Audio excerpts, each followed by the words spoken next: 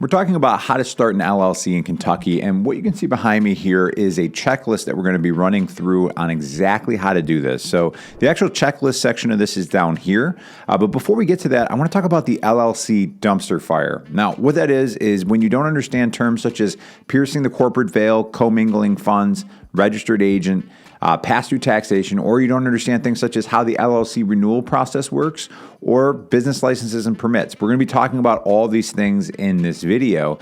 And to explain these things better, what we're going to do is we're actually going to zoom out a little bit, and we're going to start with what the LLC actually does for your business. So then we can explain these topics and then get into how to properly set up an LLC. Now, what I want to talk about right now is two things. The fact that an LLC offers limited liability protection and pass-through taxation. The way that I want to explain this is the example of owning a coffee shop, but without an LLC. Now, what that looks like is you have a business owner here in the center, and you have everything connected directly to that business owner. On the left side, you have personal home, personal car, personal bank account, but on the right-hand side, you have all of these business assets as well underneath this coffee shop example. Now, this creates a lot of liability when everything is connected back to the business owner. Now, if you look at it differently, this is what owning an LLC that owns a coffee shop looks like. Now, you see the business owner on the left-hand side with their personal assets. On the right-hand side, we're calling it Acme Coffee LLC. And then you can see the business bank account, point of sale, espresso machine, lights, even the actual physical location. The important part, though, is this red line, this division in the middle. That is something called the corporate veil, and it's really, really important that you understand this. Now, you remember at the beginning, we talked about piercing the corporate veil, and we're also going to go with an example of commingling funds right now. Now, what that means is, like, let's say that somebody was to get hurt in your coffee shop, and they hire an attorney, and they're going to sue you. That attorney that is trying to sue you is going to look for cracks in your LLC. One potential crack is something called commingling funds.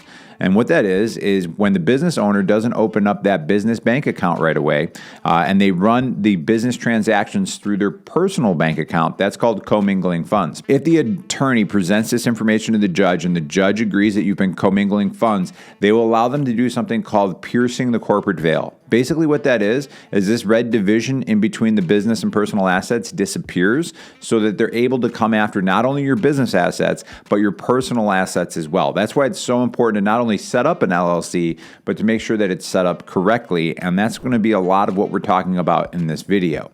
Now, another thing I want to talk about is an explanation of pass-through taxation, just because people get a little confused on how taxes work with your LLC. What you can see here is we have the business owner right here, and then Acme Coffee LLC grows to $140,000. They had $90,000 of expenses, which creates $50,000 of net income.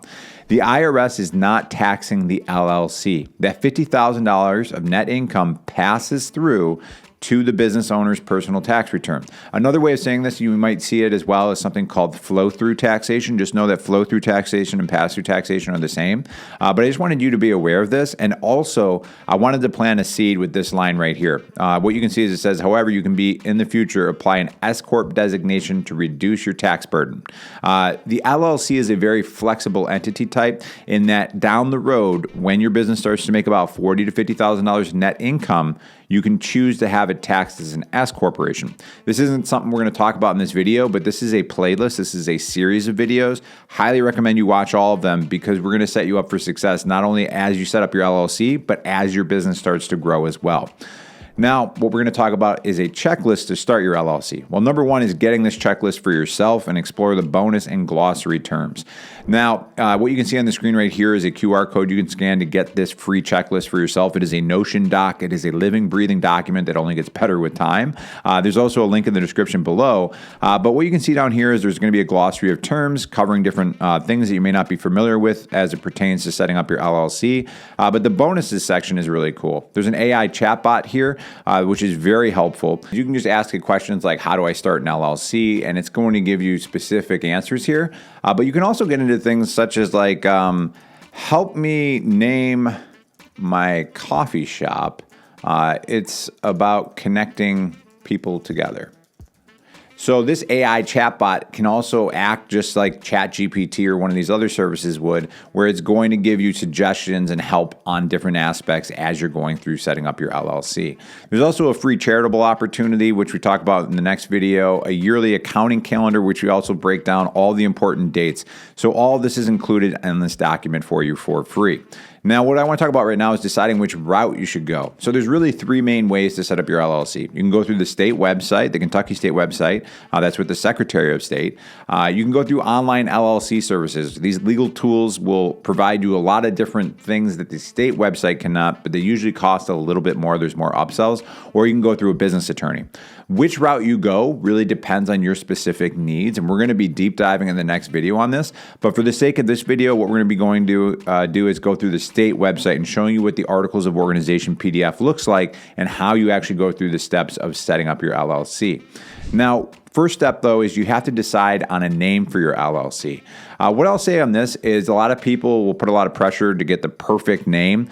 You don't need to have the perfect LLC name. You need a good brand name. And now what I mean by that is, like we talked about Acme Coffee LLC, you can have what's called a fictitious name or a DBA, a doing business as name that exists underneath that LLC. So it could be something like Espresso Yourself Cafe could be the brand name, and then the LLC name is different. So don't put a ton of pressure on yourself there, but you do need a unique name in your state of Kentucky. And what we're going to talk about right now is searching the availability of the business name. So there's a state directory link here.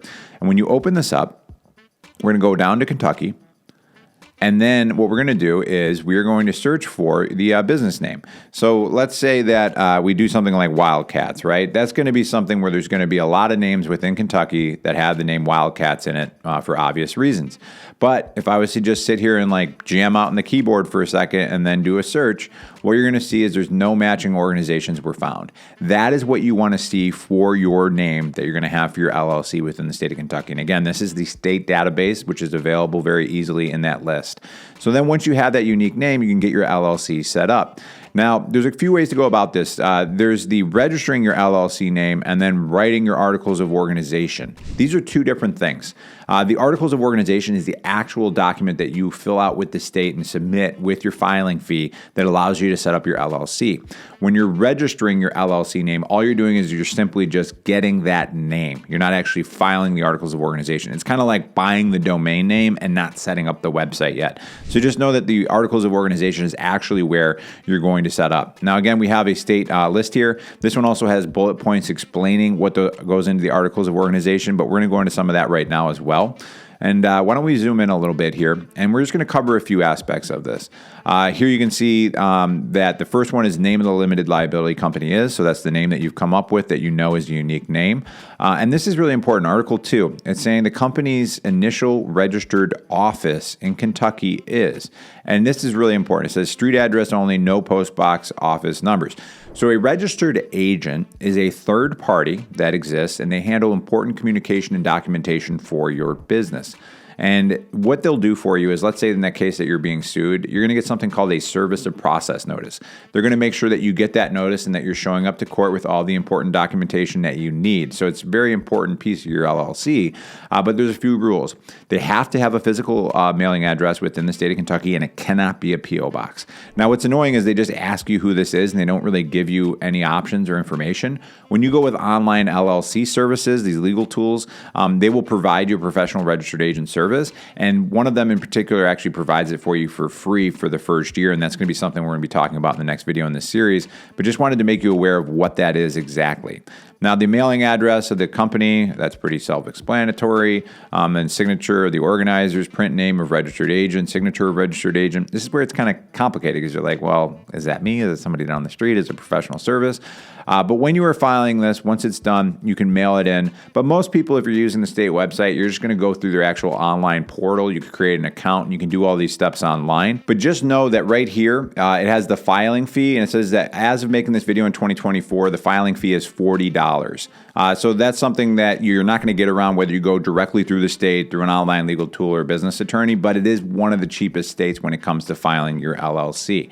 Now, once you have your LLC set up and you assign a registered agent, and then you file your article of organization, again, that's by paying that $40 to the state, what you may want to consider next is to create an operating agreement. Now, the LLC operating agreement, what that is it spells out who the members of the LLC are, what their roles and responsibilities are, but it also spells out things such as like what happens if somebody wants to leave the LLC. Let's look at the case of like you have a coffee shop, but you had a partner and you've built it to 25 locations. What do you do if that partner all of a sudden wants out of the business? This is an example of an ounce of prevention is worth a pound of cure. If that is already spelled out in the LLC operating agreement, that's what you point to, and that's pretty much what's going to happen. But if you don't have those things laid out up front, what ends up happening is you end up in a lengthy legal battle. You have a lot of litigation, tens of thousands of dollars potentially in cost. So that's why getting an LLC operating agreement set up front is an important idea. But it's not required in the state of Kentucky to actually do that. And it is something that you could set up later on. If you go through online legal tools, those LLC services, what they'll have many times is a boilerplate template that you can use. And if you go through a business attorney, they'll dial it into your specific needs. Now, after LLC formation, you may want to set up an EIN. Now, what that is we have an IRS link here, and that is an employer identification number. It's like a social security number for your business, and you need to have this if you want to have staff that you're going to be putting on payroll. Now, it's also helpful if you're applying for a business loan or insurance or anything like that. If you can put your EIN on that form instead of a social security number, it just makes you look more legitimate in the eyes of those people that you're doing business with.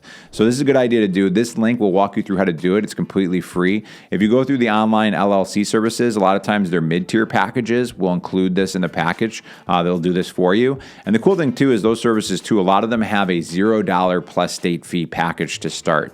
So don't think that necessarily because you're going through those tools that it's going to cost you more money. It just depends on what you end up selecting once you get into those packages. Now next, after LLC formation, we have the EIN we just talked about. Let's talk about obtaining business licenses and permits. Now, a good example of this would be, let's say you're starting a brewery. Well, a brewery, you're going to be brewing beer, distributing beer, and serving beer. Those may require different licenses and permits, and they can happen on the federal level, the state level, and the local level. What I'd recommend is start out by calling your local town or city clerk and just say, hey, I'm starting this type of business. I'm not sure if there's any licenses and permits that I need on the town or county level. Can you help me out? They may be able to point you into things on the state level as well. And again, those online legal tools, one of the cool things about those services is they can do this research for you and make sure you get set up with the right licenses and permits, where the state website isn't quite as helpful with that. They don't do the research for you. But it is something that you can Google and figure out these answers for yourself as well. Now, not every business is going to have this required, but if you're doing stuff like, you're a chiropractor or a dentist or you're starting a construction company, you can see how these are going to require licenses and permits to operate those businesses. What we're going to talk about in the next video here is the different options for LLC formation. And what I've seen is people get set up, but they overspend by close to $1,500 when they're doing it. So we're going to be getting into the fees associated with setting up your LLC in further detail. We actually have a cost calculator embedded on the actual document here that's going to show you down to the dollar what it costs to not only start your LLC, but to own it for 5 years in the state of Kentucky. We got some star ratings where we're going to compare these three different services. We're going to talk about why the state websites can become a pain, and that has to do with domestic and foreign LLCs, so we're going to jump into that. And we're also going to get into some questions worth asking of, does a business attorney make sense for your specific situation? So all this we're going to be covering in the next video on the screen right here. And again, I'd highly suggest you get this free Notion document here, which is going to help guide you through this video series. All right, we're going to catch you in that next video.